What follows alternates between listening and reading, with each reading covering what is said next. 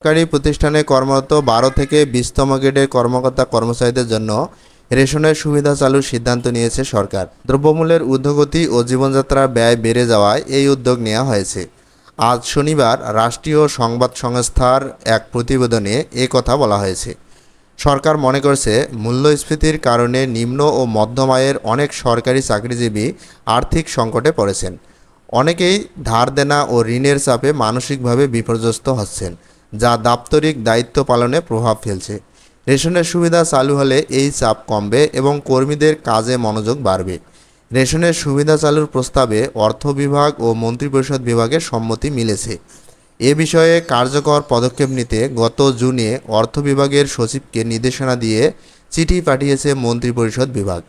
চিঠিতে ৩ মাস পর মন্ত্রিপরিষদ বিভাগ ও বাস্তবায়নকারী মন্ত্রণালয়গুলোর সচিবদের সঙ্গে বৈঠকে অগ্রগতি উপস্থাপনের নির্দেশনা দেওয়া হয়েছে।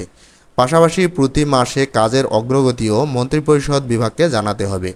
দেশে ক্রমবর্ধমান মূল্যস্ফীতি ও জীবনযাত্রার ব্যয় বৃদ্ধির পরিপ্রেক্ষিতে ১২ থেকে ২০তম গ্রেডের সরকারি কর্মচারীদের জন্য রেশনের সুবিধা চালুর প্রস্তাব দেন পিরোজপুরের জেলা প্রশাসক।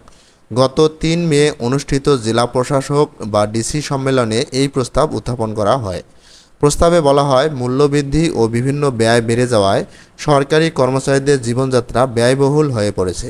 ধার দেনা ও ঋণের কারণে মানসিকভাবে চাপ বাড়ছে এবং দায়িত্ব পালনে বিঘ্ন ঘটছে।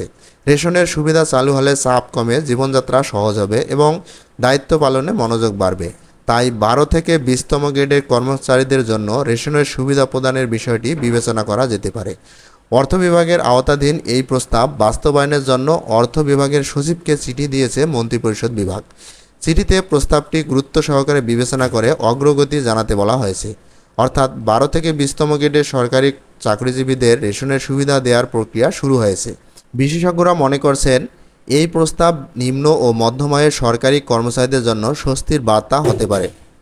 তাদের মতে, এ ধরনের উদ্যোগ স্বল্প আয়ের জনগোষ্ঠীর জন্য ইতিবাচক দৃষ্টান্ত স্থাপন করবে।